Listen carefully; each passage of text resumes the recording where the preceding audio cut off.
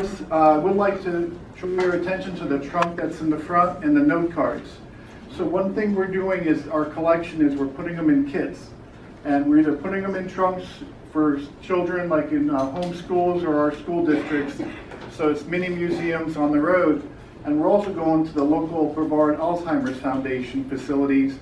And we're having a program, it's called Inspiring Memories, where we have small collections of phone books, items of the 1950s and 60s and 40s, but they remember those items. And so we can have some good conversation with them. They reminisce, they remember. It's about an hour long, each of these programs, but it's a really good outreach event. And that brings me to the note cards. So note cards, batches of 5 or 10? 5, and they're $5. And that helps us get these things into the kits, into the totes, and pay for some of the printing. So if you guys would be interested, take a look at the note cards, and by buying them, you're supporting our outreach events. So again, I encourage you to take a look at that. So without further ado, I'd like to introduce Ben, who's going to speak about Florida before statehood. People have been in this land for over 14,000 years, and Ben's going to take us from way back in the early history all the way through before Florida became a state in the 1800s. He's the director of educational resources at the Florida Historical Museum. He speaks all over the county, and he's always well received, and we're very happy to have him here today. So without further ado, Ben DiBiase. Okay, hopefully everybody can hear me. Thank you very much for having me. I've spoken now for your group of the South Brevard Historical Society for, gosh, probably 5 or 6 years now, and it's always a pleasure. This is one of the biggest crowds in the county, so I really, really appreciate you all having me and for listening to my lecture today. As Dawn said, today I really want to focus on a survey history of Florida, going way, way, way back to the very beginnings up to statehood. For a lot of folks, the beginning of a state's history starts at statehood. And in that case, for Florida, that's 1845. March 3rd of 1845, Florida becomes the 27th state in the Union. But a lot happened in Florida, unlike a lot of other states in the United States. A lot happened in Florida for centuries prior to that time period. And that makes Florida really interesting and very unique in the history of the United States. Florida's history really goes back, in terms of European colonization, almost 3 centuries prior to that time period, prior to 1845. So people were living, settling, colonizing, thriving in Florida. You can clip that to your shirt if you're more comfortable. There's a clip probably further down. I'll try that. Otherwise, I can hold it too. That's fine. Yeah, either way. But as I was saying, folks were here in Florida for about 3 centuries prior to Florida even becoming a U.S. state and really starting that journey through statehood up to present day for the 21st century. Bear with me just a second. I'm going to try and clip this on. There we go. Okay. Can you still hear me all right? Yeah. Very good. Okay. I like to start these talks with one of my favorite quotes about Florida's history, because oftentimes people don't grow up in Florida. They aren't originally from this area. And Florida is, as I said before, unique, fascinating, diverse, perverse, depending on who you talk to. But Gary Mormino, he's a prominent Florida historian. He taught at the University of South Florida for decades. This is in his book, Land of Sunshine, State of Dreams. And he said, from its founding as an imperial outpost to its modern identity as a tourist empire, Florida has evoked contrasting and compelling images of the sacred and the profane. I think this is perfect. This is a sentence that encapsulates Florida's history. And you'll see as we kind of go through, the stories are quite similar. We think about Florida on a national stage as being this strange place in the southern part of the country where people just sort of end up, and you get a very diverse range of folks. Well, that's true going all the way back to the 16th century. Florida has always been a diverse place. But even earlier than that, when I say we're going to the beginning, we're going way back. The landmass of Florida really begins about 40 million years ago. And I'll show you a quick map. Geologically speaking, Florida is fairly young. About 40 million years ago is not that old. We talk about formation of rocks and things like that. Florida is fairly flat, as many of you know. And it sits on a lattice work of primarily limestone. And I always describe, when I talk to kids about it, I say, think about a sponge and then put a little layer of dirt on top. And that's most of the peninsula that we now call Florida. And when we think about opening up sinkholes and things like that that open up around the state, that's the best way to visualize what we're talking about. We have a moist sponge with water underneath and then a little bit of dirt on top, and we're standing on top of that. So what ends up happening is that Florida sort of floats on that aquifer, and it's that very porous rock formation, the limestone rocks, throughout most of the interior of the state and into South Florida that we all sort of stand on and we've developed on. But once we deplete that aquifer, when the water levels drop, then there's nothing sustaining that soil, the very, very thin layer of soil. That's how sinkholes occur. That's essentially how they open up. Sorry, let me go back one more time. And a lot of the sinkholes you'll see form in this area, central Florida, kind of western part of the state. And you'll see here, this is covered with about 30 to 200 feet of soil material. It's not that much. Again, geologically speaking, a few hundred feet of soil, it's really not that much. But it took a long time to form that material because Florida was really underwater for most of its life. Till about the last great ice age, from 2.5 million years ago to about 10,000 years ago, the end of that last ice age, Florida's peninsula looked very different. Because of the ice age, most of that fresh water was encapsulated in ice, so the sea levels were a lot lower, and Florida's peninsula actually stretched almost twice as large as it is today, or as it appears today. And that's important for a couple of reasons. Most interesting, probably most importantly, is the habitation of humans in the beginnings of human beings coming into Florida. Most archaeologists put that time period around 12,000 years ago, but that date seems to fluctuate depending on new discoveries over the years. But we say a safe guess is about 12,000 years ago. This is when we find the first evidence of human beings, Homo sapiens, walking into the peninsula that we now call Florida. But that peninsula was very different. We'll go back to the other slide. The peninsula was, again, about twice as large as it is today. So human beings were actually living in what is now the Gulf of Mexico. And that's important because this past summer, archaeologists with the state of Florida uncovered a Paleo-Indian site, or an archaic Indian site that dated 7,000 to 8,000 years ago, way out here in the Gulf.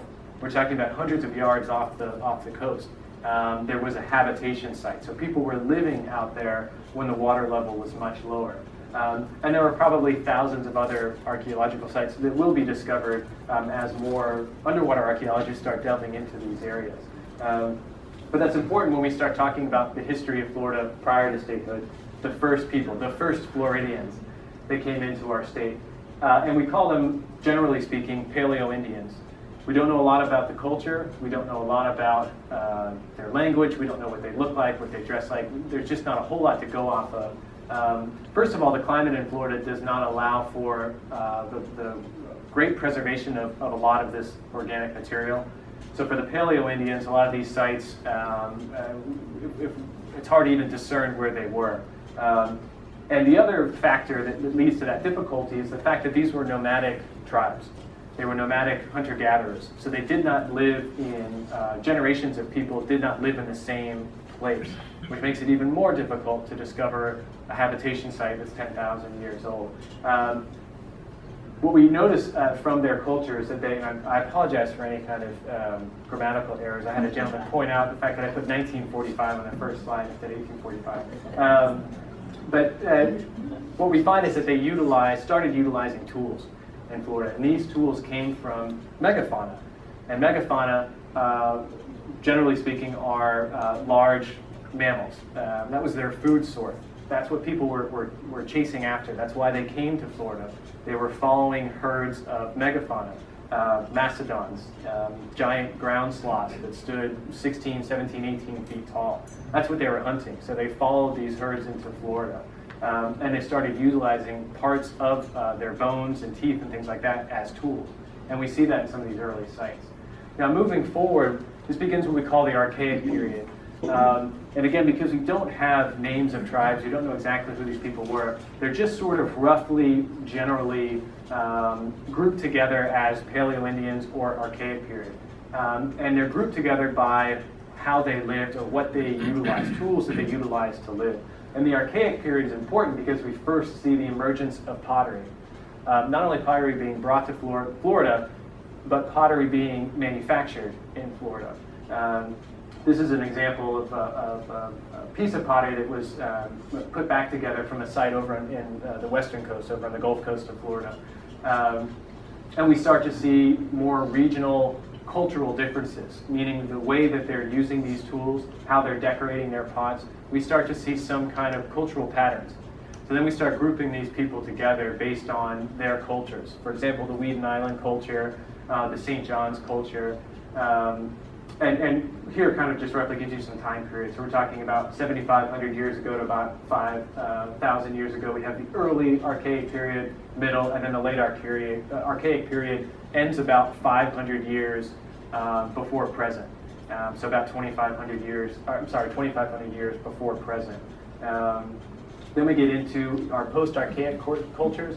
And now this is when we see the most advancement in terms of technology, cultural practices, languages. Everything happens kind of post-Archaic. This is when you really see an increase in specialized pottery.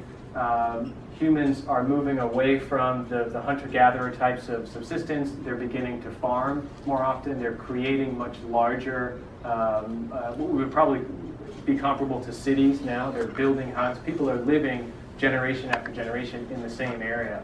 They're moving towards the wetlands. But what's also happening is that the climate is changing, which for many archaeologists is an indication of the types of the motivations, at least, for these changes.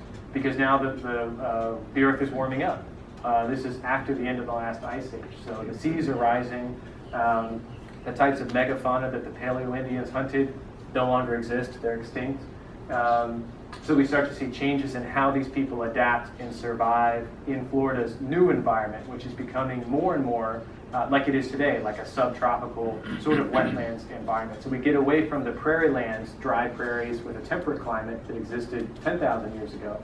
And now we get into about 1,000, 2,000 years ago. The climate is very, very different, and the people of Florida are now very, very different because they're adapting to that type of environment. And we see the increase in farming and advancements in tool production. It's during these post-Archaic periods that we see the use of very technologically advanced bows, arrows. We see atlatls being used. We see points that are very, very sharp. And we also see an increase in trade. So the people that are living in Florida are not living on an island in Florida. They're trading with indigenous groups throughout the southeastern U.S. and as far north as the Great Lakes region and in the post-Archaic period.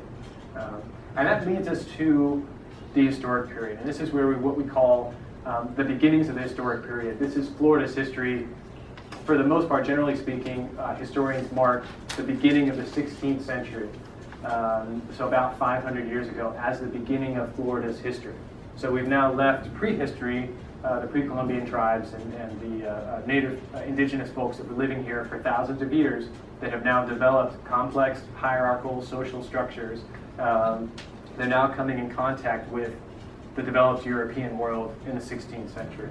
And that occurs, the date that we set is 1513. And actually April of 1513. So we're right around the time period, about just over 500 years ago, when this gentleman, who's depicted here on the bottom right, Juan Ponce de Leon, first sails to the peninsula of Florida. Now there's a lot of controversy. I think I've touched on it probably every talk. Especially in Brevard County, there's still a lot of controversy surrounding Juan Ponce de Leon and the events that took place in May, April of 1513.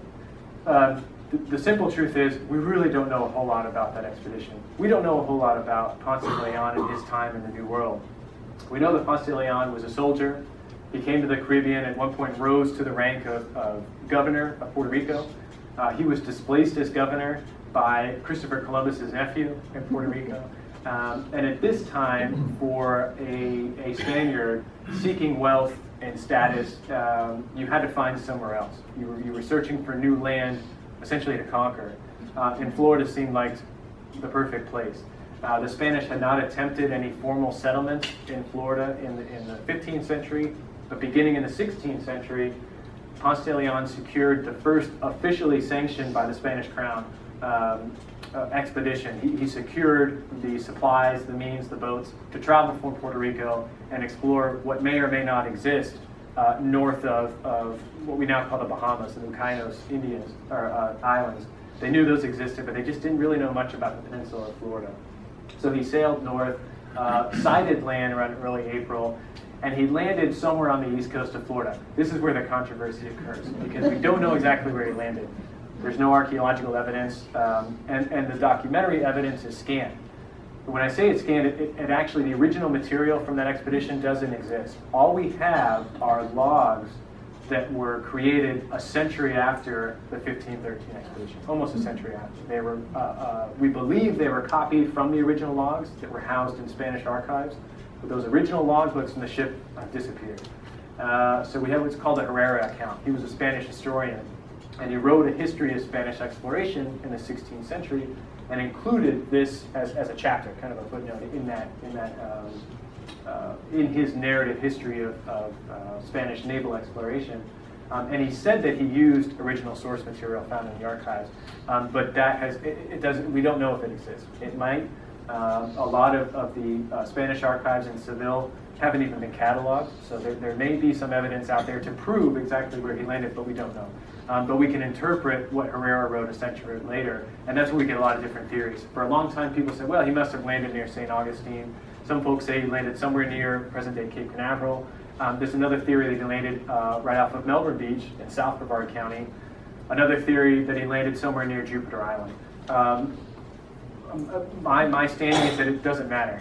What matters is the fact that he did come here, because it ushered in what would become 5 centuries of European colonization. He changed the history of, not only the history of America, but the history of Western civilizations colonizing and conquering this new world. This is the beginnings of the new world happened with this expedition. So the implications are far more important, I believe, than exactly where he landed.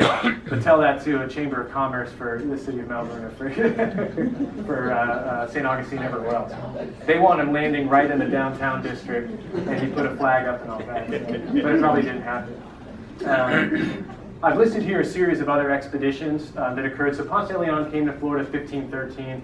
They sailed around a little bit. We know they made landfall at least 1 or 2 times on the east coast of Florida, sailed around to the southwest coast, made landfall, and then they left. They actually headed back to Cuba.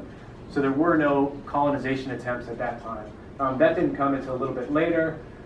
Cordoba lands near Fort Myers, attempts to colonize that area, at least to set up some kind of provisional colony, but it doesn't work. Ponce de Leon actually comes back, and he lands in the same area, probably somewhere there around Port Charlotte, and immediately upon coming ashore, they become engaged in conflict, in a battle with the native peoples that are living there. He receives what becomes a mortal wound to his leg, gets back on the ship, the Spanish leave, and he dies on his way back to Cuba. They bring his body to Puerto Rico, and that's where he's buried. So you can actually see his grave. Ponce de Leon is buried in Puerto Rico. But he never comes back to Florida, never colonizes. But the Spanish continue to try and colonize and to establish a foothold in Florida. So they're beginning to realize that this landmass is much, much larger. And with each successive exploration, the Spanish are pushing and pushing and trying to colonize more and more. But keep in mind, in the 16th century, there are a couple of things that drive the ideology that drives these people. And first of all, it's the seeking gold, silver, and slaves. And probably the third most important is religion. So religion drives life for these people, their interpretation of Catholicism and religion. And that's when we start getting into the beginnings of the Spanish mission system, why they start bringing priests with them to the New World, because they have all of these indigenous people who don't know about Christianity and religion. And it's an important part of their existence to spread that into the New World. But first and foremost, it's resources. They're looking for gold, they're looking for silver, they're looking for copper, and they're looking for slave labor. And they take a lot of slaves. And a lot of historians nowadays believe that Ponce de Leon was not the first European to land on Florida shores. And that's because of the initial hostile reaction that a lot of the native people welcomed the Spanish with, because they had already been raided by non-sanctioned slave raiders, Portuguese and Spanish slave raiders, who had already come to Florida and had enslaved a lot of these native people. So they already knew what the Spanish were up to. even though we don't have a lot of documentary records for those early expeditions. But lastly, I want to talk about Narvaez. Narvaez this is an important expedition, 1527. So now here we are, almost 2 decades after the Ponce de Leon expedition. Narvaez lands somewhere near Tampa Bay, and he heads inland and then north up through parts of the peninsula. They end up back along the coast. It becomes very clear very quickly that this is not going to work out. He had hundreds of men. Most of them were soldiers. These aren't really colonizers, they're soldiers. Mercenaries was probably a more accurate description. But they realize they're not going to survive. It's difficult. They're fighting. They're being harassed by a lot of the indigenous groups all along the way. Narvaez splits up his expedition, sends people up north, sends half his fleet back on the boats to go to Cuba to resupply. Well, those boats never link back up with the land expedition because the land expedition is lost. Out of the, I can't remember the exact number, it was, I believe, between 500 and 600 individuals, may have been less, closer to 400. Many, many years later, there were only 4 survivors, and the 4 survivors have an absolutely incredible story. They've traversed a huge portion of the southern part of what is now the United States, parts of present-day Texas, Arizona, northern Mexico, before finally being discovered after years and years and years of living with indigenous groups, surviving off the land. They're discovered by a group of Spaniards. They make their way to Mexico City, and one individual, his name is Alvar Cabeza de Vaca. Some of you are probably familiar with that. The head of the cow is how it's translated. He survives, makes it back to Spain, and he writes a history of his experiences in the New World. That history was published later on in the 1530s.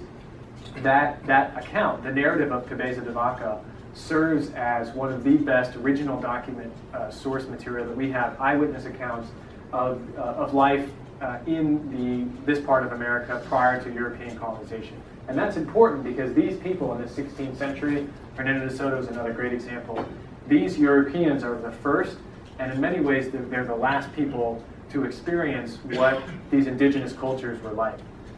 Because as a result of European colonization, the numbers of indigenous, the populations rather, of indigenous folks declined sharply.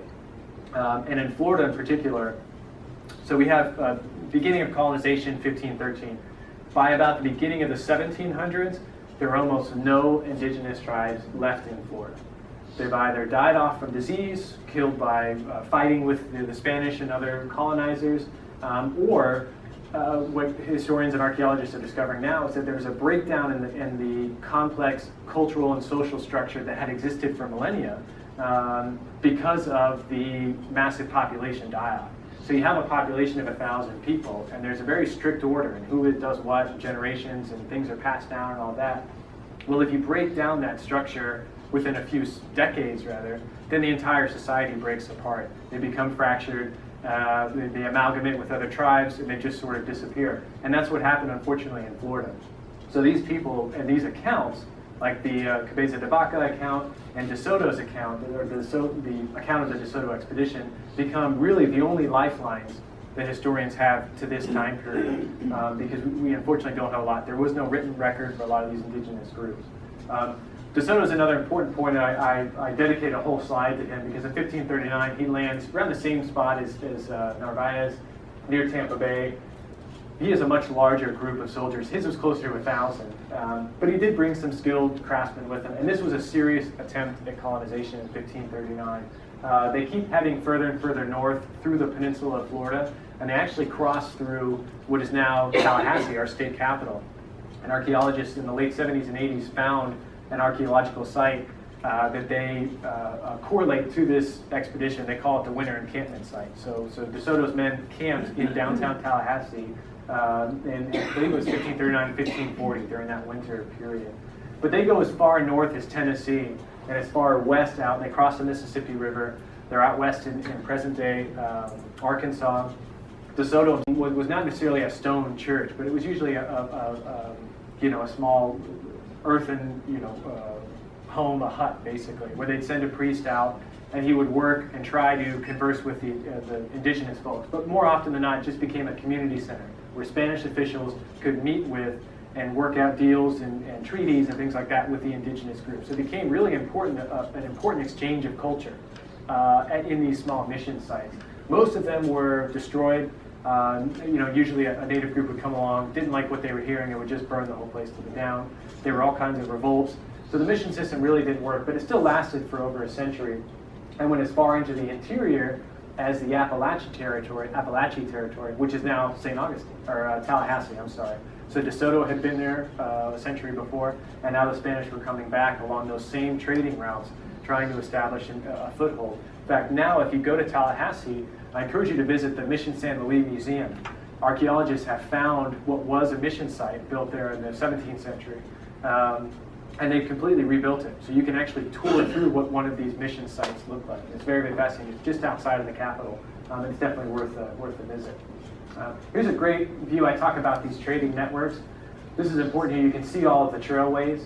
This is a map from the beginning of the 1700s. It shows how extensive now Spanish traders and, to a lesser extent, English traders are moving into the interior. So they're using waterways, they're using the established trail systems to begin trading European goods for peltry. Primarily in the southeast, it was deerskins. That's what Europeans wanted. They wanted white-tailed deer pelts because that was being processed into a fine leather for gloves and things like that back in Europe, and it was highly sought after. And what were the indigenous folks looking for? Weapons. Anything that was metal. They wanted muskets, they wanted powder, musket balls, teapots, European clothing. So you start to see an amalgamation, at least, of European culture with the surviving indigenous cultures that are living in the southeast at that time period. I'm running very quickly here, but I want to jump forward to the British period. And a lot of people say the British period. Yeah, the British controlled Florida for 20 years in the latter half of the 18th century. And this is as a result of the French and Indian War. The English end up trading the Spanish, and they get Florida, which at that time there was almost nobody living here. We're talking about maybe a few thousand, actually under 1,000 people are in the entire state of Florida. Europeans in the entire state of Florida. There are only two settlements, one in St. Augustine, and the other one is over in Pensacola. The Spanish came back to Pensacola in 1698 and reestablished a military outpost there after De Luna had the failed attempt in 1559. So you have Pensacola, St. Augustine, a few of these trading networks within the interior, but for the most part, there's really no one here. But what's happening, at least after the French and Indian Wars period, you have a group of indigenous people who are living in present-day Alabama, Georgia, known as the Creeks Indians. It's kind of a loose association to group all of these people together. They were all disparate clans, but generally we call them the Creek Indians. And they were being pressured by the British and later the Americans living in the colonies to the north. And they were being forced down further and further south. Well, what's happening? The Spanish had very little control. There's nobody living here. So a lot of these Indians are moving into Florida, and they're becoming a distinct cultural subgroup. Now, this is the beginnings of the Seminole tribe of Florida. Now, the Seminoles are not linked to the indigenous tribes that lived here prior to Europeans coming to Florida. The Seminoles are directly related to the Creek Indians that lived further north, that moved into Florida beginning in the early 1700s, and it accelerated through that century into the 19th century. And they began establishing their own settlements. One of the largest settlements was right around Tallahassee, what used to be occupied by the Appalachian Indians. The Seminole Indians, who are, again, of Creek descent, start building their own plantations. They're raising cattle, and they're building really these fairly extensive and large-scale operations, essentially plantations, in the colonial Spanish and then later British Florida period. And the British tolerate it to an extent. I mean, for the most part, they don't interact that much. There's certainly trade going on, but there are no kind of major conflicts. What the British try and do is ally the Indians to their cause. Because by this time period, shortly after the British take over in 1763, the revolution, the revolt takes place. The Revolutionary War begins. We always hear a lot about the 13 colonies. Well, there were 15 colonies because the British broke Florida into two separate colonies, East and West Florida. Those were two separate administrative bodies that the British established. And they used the Apalachicola River as kind of a dividing line between the two. So West Florida administrative center is Pensacola, East Florida is St. Augustine. Florida is important during the Revolutionary War period because they remain loyal to the crown. whereas much of the eastern seaboard has revolted. Even though there's certain segments of the population that are still loyal, the entire colonies of East and West Florida are loyal to the crown. So as a result, a lot of the fleeing loyalists from other colonies like Georgia, like the Carolinas, come to Florida as refugees. Florida becomes a refugee stronghold for loyalists who do not ally with the revolutionary cause. So the population of St. Augustine, Pensacola swells dramatically during the war years. And there are ships coming by the day filled with refugees into St. Augustine Harbor. In fact, just recently, marine archaeologists found a shipwreck of a British refugee ship that wrecked in I believe it was 1780 or 1781, so towards the end of the war. And they took everything they could take with them. You know, these people really lost everything. Plantations were burned, and they were fleeing the violence. They were coming to Florida. A lot of those survivors went to Nova Scotia, or they went to the Bahamas, or some other British territory, because in 1783, the Spanish had helped the Americans, so of course the Americans won the war. As a prize for the Spanish helping out, the Americans give Florida back to the Spanish. And that becomes what we call the Second Spanish Period. It's all very confusing, you know, but the Spanish come back again. The Spanish want another tribe. Beginning in 1783 up into the 19th century. But the same problems still persist. They can't get settlers to move to Florida, and it's been the same problem for the last 2 centuries. It's an extremely hostile climate. There is no gold, there's no silver. It's, for the most part, sandy soil, hard to get people to work and to stay in Florida. So the Spanish kind of take a page out of the British playbook, and they start giving out massive land grants to try and incentivize settlement. Now, the British were giving away like tens of thousands of acres at a time. And on paper, that looks great. But again, nobody was actually coming here, for the most part, and settling, except for a few exceptions. And the Spanish try the same thing. They're giving out land grants to anyone. And when I mean anyone, I mean not just a Spanish citizen, to anyone. There are a lot of Americans who are landless, living in the southern colonies, who say, well, wait a minute, I can get land if I come to Spain and pledge allegiance to the Spanish crown. And that's what happens. A lot of these people move over the border and say, I'm Catholic and I love Spain, whatever, where's my land? And they start settling along the border regions, what we call the borderlands region. And it's a very porous border. And there's a lot of studies that have come out now. There are particular individuals who are collecting money for fighting in both the American militia and the Spanish militia at the same time. So they're kind of double dipping. There are a lot of people, it's a lot of unbridled self-interest. People are looking out for themselves in this next, they call it the nexus of empire, in between these two major empires. The Americans are pressuring the Spanish. They want control of Florida because it's a strategic peninsula, it's a strategic stronghold.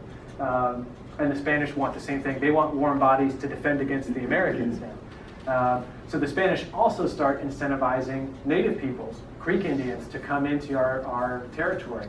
They start helping the Seminole Indians to develop and cultivate, some of these settlements. And they say, in exchange, just help us defend against the Americans. What the Spanish also start doing, and this is very important, they start attracting and advertising amongst African slaves that are working on American plantations in the South to run away to Spanish Florida. We will give you your freedom. And in fact, that's the case for a lot of individuals. A lot of people of African descent, some who were born into slavery, some were brought from Africa, who flee American plantations, come into Spanish territory, pledge allegiance to the Spanish crown, convert to Catholicism. Now they're living free in Pensacola, in Natchez, in St. Augustine, in Appalachia. They're living amongst the Seminoles. So there's a big group of these African people that are coming into Spain. And that's important because it angers, well, there's one gentleman in particular that really angers, this guy right here, Andrew Jackson. This is General Andrew Jackson, prior to becoming president. And Jackson actually uses the runaway slave argument to invade Spanish Florida during what we call the Patriot War. So the War of 1812, the Second War for Independence, Florida doesn't, for the most part, doesn't play a big role, but there's kind of a smaller war that's going on called the Patriot War, where the Americans are covertly trying to overthrow the Spanish from within. So the Americans are saying, listen, we'll outfit these small militias from Georgia, from Alabama, places like that, to attack the Spanish. And they're also giving kind of tacit approval to their generals, one being Andrew Jackson, to go ahead and cross that border, start doing a few raids here and there. But Jackson takes it a step further. He actually occupies the city of Pensacola. Now this is without a declaration of war. So nowadays it seems incredible to even think about, but he marches his army shortly after the Battle of New Orleans in 1850, marches his army into West Florida on these forays to start disrupting the Seminole Indians and start capturing runaway slaves and bringing them back to the American colonies. So he gains a lot of popular support. So there's a lot now of American support for that kind of action. And the Spanish are losing that battle. They're losing the popularity battle, and a lot of Americans want to get into Florida. They want to start settling these regions. And this is ultimately, as I say here, what leads to the cession of Florida to the United States. The Spanish really have no other choice. And in 1819, the Americans begin negotiations and what will become the Adams-Onis Treaty that's ratified in 1821 that actually secures the transfer of Florida from Spanish control to American control. And that's completed in 1821. And it's an interesting time period because, again, there aren't that many people that live in Florida. It's only a few thousand people, many of whom are of Spanish descent, but there are a lot of folks who are of Minorcan descent. There are a lot of people who are of mixed African and European descent, and they're all living in these cities. They're living in St. Augustine, they're living in parts of the southern part of the peninsula, middle Florida, Pensacola. But when the Americans move in, they start enforcing American laws. When it becomes a territorial period, slavery is now legal in the new territory of Florida. When it was a Spanish territory, they had very different laws or views when it came to slavery. In fact, slaves could buy their own freedom under Spanish law. If they, again, signed up for militia service in the Spanish militia, they could earn their own freedom that way. Well, the Americans were much harsher when it came to slavery. So there are a lot of people who had lived their lives as free people who are now enslaved under U.S. law. So there are a lot of issues that occur during this transfer period. And Andrew Jackson, again, resurfaces because he's present for that 1821 transfer. And Jackson becomes the military governor of Florida. So that's a great Jeopardy question. When they ask you who the first governor of Florida was, it was Andrew Jackson. Andrew Jackson was technically our first governor under U.S. control. He only served in that position for a matter of months, but he helped to kind of transition there were a lot of land claims. There were a lot of people who were, again, trying to iron out these details and figure out where they stood, legally speaking, in terms of land, things like that. Now you're transferring power from two entirely different countries. So it did get complicated. And there were legal battles that went on for really the rest of the 19th century. Folks who were trying to have their land claims. Remember the Spanish were giving out thousands of acres of land? Well, now it's a U.S. territory, and the heirs of those original grantees, they want claim to that land in Florida. So they have to go through the state Supreme Court system. Some go to the U.S. Supreme Court to try and to verify those land claims. So litigation becomes a big part of the territorial period. And now we have large-scale plantations, slave plantations, and that plantation economy moving into Florida.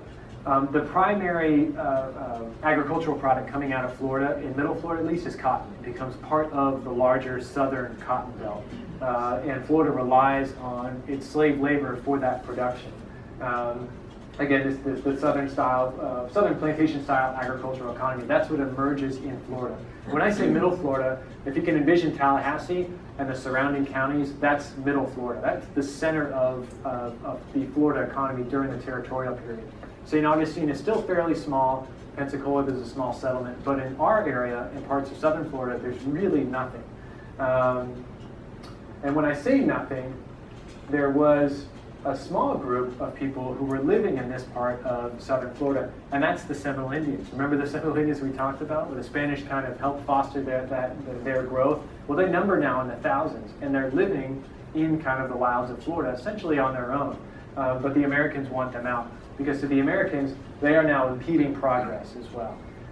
So that's one more thing they need to check off the list. So during the territorial period, we have what we call the Seminole Wars. And it's actually three distinct wars. The first one was Jackson's invasion, and the second war starts in 1835 because there were a series of treaties that were signed and then subsequently ignored on both sides, both the U.S. and on the side of the Seminole Indians. The U.S. want to force, at least after 1830, with the signing of the Indian Removal Act, they want to force the Seminole Indians west to what is now the state of Oklahoma, the Oklahoma territories. But there's a lot of people that don't want to go west. They've lived there for generations. So it spawns a war. And that becomes the Second Seminole War. Now this period, 1817 1858, is the longest and costliest Indian war in all of U.S. history. Now we all know about the Western Plains Wars and things like that, but the Seminole Wars drained the federal military more than any other conflict. They spent from 1835 to 1842 locked in perpetual conflict every single season, trying to track down Seminole Indians in very small groups who were working their way through the peninsula into the southern part of the state, into what is now the Everglades. They set up a series of forts to try and resupply the Americans who were not used to this kind of climate. Again, it's the same problems that are happening again and again. People don't know how to survive here. But it ultimately ends in kind of a stalemate in 1858, just prior to the American Civil War. So Florida's already become a state. The Seminole Indian Wars kind of end, but there's still a small group, and we're now talking about like less than 500 people that stay in Florida. They absolutely refuse to emigrate west to the Oklahoma territories. And that small group of 500 individuals, they are the ancestors of the Seminole tribe of Florida today. So the Seminole tribe of Florida that exists today as a federally recognized tribe, they incorporated in the late 1950s, but prior to that time period, all of their ancestors, they all come from that small group of the 500 people. Now there are other recognized members who are not necessarily full-blooded, I guess you will, but they're descended from other Seminoles and Creeks who were living in Florida. But that's why it's still one of the smallest tribes in the United States. But I want to talk briefly about that. Now going back to the Territorial Period, Florida during the Territorial Period is really marked by a lot of violence. There are a lot of duels that occur in Florida. There is a lot of revenge. There's very little law enforcement during the Territorial Period. So you have a lot of money coming into Florida, these very wealthy plantations. You have the lack of any kind of serious banking system in Florida. And you also have a small population. There's one area just north of Tallahassee that's called the old dueling grounds near the Georgia border, kind of close to Mariana. And that's where people literally went to settle their differences. There was all kinds of duels. People were killed all the time. And no one, very rarely rather, were ever brought to justice. So that was a big impediment. The territorial government had to figure out what to do. So in 1838, they met at St. Joseph's, it's on the Gulf Coast, and the St. Joseph's Convention created a state constitution in 1838. It was voted on, adopted by the territorial inhabitants. By this point, they had expelled most of the Seminole Indians. People were starting to trickle down into the state and populate most of the state. And you get this expansion of plantations, but also small subsistence farmers who are bringing their families, taking advantage of American land grants, and are beginning to develop this area. This is kind of an example of a pineapple farm here. It's much later, but it gives you kind of an idea of the types of agriculture that are going on. And it leads to statehood. Florida, as I started the talk, becomes the 27th state on March 3rd of 1845. But just some statistics, there were only 25 counties in the entire state. There are 67 now. The total population was just over 66,000 individuals. More than half of those people were slaves. So it gives you an idea. There are more people in Brevard County than there were in the entire state of Florida in 1845. They had their first election. It was held May 21st of 1845. They elected their senators to represent Florida in the U.S. Congress, representatives, and a governor, who wasn't seated actually until later in the fall. And what's important is that they entered the Union as a slave state. The document you see here actually comes from a collection we have at the archive called the El Destino Plantation Papers. And this is a list of enslaved individuals working on the El Destino plantation. And this is important. A lot of people living in Florida wanted Florida to actually be two separate states. And they wanted to wait till the population was large enough that they could split it up in order to allow for two slave states to be entered into the Union, thus giving more control in Congress. And the Senate had more slave state kind of control. But most of the population is still clustered around middle Florida. But it's entered as a single state. They combine East and West Florida. But for years later, there's still a disagreement about the northern border. And that persists for quite a while with Georgia. But Florida enters the Union as the 27th state in 1845. And that's about it. And I know I'm running short on time, so I usually say the rest is history. From 1845 on, we all know, and we'll talk about that. Florida then secedes from the Union about 20 years later, in 1861. A lot of people don't know, but Florida was the third state to secede from the Union during the Civil War, besides South Carolina, Georgia, and then Florida. I believe. South Carolina, Mississippi, and then Florida. But seceded from the Union in 1861, wasn't readmitted into the Union until 1868, had to write another constitution, which was then rewritten in 1885, and then rewritten again in the 1960s. And then now we write provisions. Actually, right now, they're rewriting part of the Constitution. They have a constitutional revisional committee, which is, we're one of the only states that allows that. We actually allow citizens to rewrite our Constitution every 20 years. It's an automatic thing.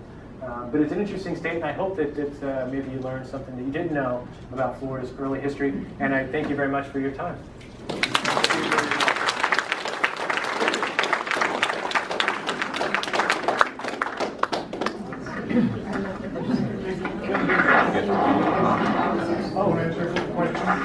Yeah, real quick, if anybody has any questions, I'm sorry, I don't know if we have any general, or stick around for a little while too. Yes? The Wendover people were up in the museum in Poco, they were here 6,000 years ago? So I think that the oldest date is about 7,000 years ago. So they're kind of on that cusp of Paleo Indians, beginning of the Archaic period. But yeah, if you get a chance to visit, she's asking about the Wendover people. Now this was an archaeological site found up in Titusville back in the 1980s. And it's a burial site. These were burials. People were buried in a pond, ritualistically buried in a pond, as far back as 7,000 years ago. I think there's about a 1,000-year period that they buried people inside of this muck pond. And their remains survived because they were in this particular pond. It was fairly anaerobic, and it preserved brain matter. There's brain tissue that survived, a lot of the skeletal matter. There's woven cloth that these people were housed inside of that still exists today. But it shows you that's great evidence of the types of complex cultures that are emerging. So there's some kind of cultural, ritualistic practice that they're doing. They're now burying these people in the same way inside of a pond 7,000 years ago. So, what does that tell us about who was living here at that time period? There aren't really any direct answers. We can just sort of infer. But it tells us that there were really complex people. We don't know what their written language or spoken language was about. We know that they were taking care of their elderly. In fact, there's evidence from the bone records that survived. There were people with spina bifida, really debilitating diseases that were living into their 20s and 30s. So that shows you that the community was taking care of people who were born with serious diseases. These are things that we didn't even think about. We just sort of assumed that these cultures would, cast off anyone who couldn't survive. But there's some evidence that they were taking care of people, and that was all happening in Florida. But that's right around that time period we classify from Paleo-Indian to the beginnings of the archaic peoples. Yes. Recently I was in a lecture and they talked about in the North how the Native Americans became dependent on Europeans because of the beaver trade. Right. And eventually they killed off enough beavers that they didn't have anything to trade with. Right. Did this sort of thing happen with the deer? It did. It's exactly the same scenario. She's comparing it to the beaver trade that occurred up north, with a lot of the native groups. So we're talking about latter half of like the 18th century, so the end of the 1700s. A lot of the Creek Indians and now the Seminole Indians who were trading these deer skins, you're exactly right. Once you commodify something like that, when it becomes a commodity, the traditional cultural practices of killing a deer, using everything, you kill one deer every, however many weeks or something like that to survive off of. Now you have these young hunters who are going out and just killing as many deer as they can within their 20-mile radius, trading in those deer skins for rum, for munitions, for things like that. And you're right, it led to serious internal problems, and they did become dependent on European traders. And the introduction of alcohol, they called it tafia. It was like a rum that was distilled from sugar that came from the Caribbean. It was big in the Southeast, and they would trade. Every list that we see always includes tafia. It was on these Indians introduced the credit system. So these Creek Indians would trade on credit. So they would buy these European goods, sign a paper that they clearly couldn't read because they would sign with a clan mark or something like that. So it was interpreted to them. So we really don't know what they understood. sign these documents, owing now 300 pelts worth of metal objects or European goods. And when it came time to collect good on those debts, well, they didn't have, the deerskin population was decimated. You couldn't fulfill that even if you wanted to. So what ends up happening is that there are a series of companies. One in particular is called the Panton Leslie and Company. They were Scottish traders that had a monopoly in Florida. What they do is work out a deal with the Spanish governor and with the heads of their respective Creek clans, and they get huge land cessions in exchange for the dissolution of debt. And there's one deal, it's called the Forbes Grant, and it's famous now in American history. John Forbes ends up with 1.2 million acres for the absolution of Creek Indian debts, and that covered a huge part of the peninsula, the panhandle of Florida, was owned by a single individual in the beginning of the 19th century.